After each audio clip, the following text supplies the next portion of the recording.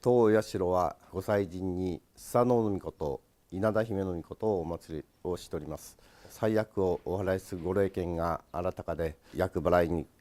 また病気平癒に訪れる方がたくさんいらっしゃいます。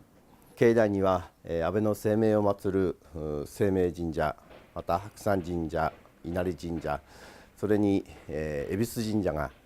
建立をされております。どうかたくさんの方にお参りをいただき、たくさんの福を持って帰っていただきたい、そんなふうに思います。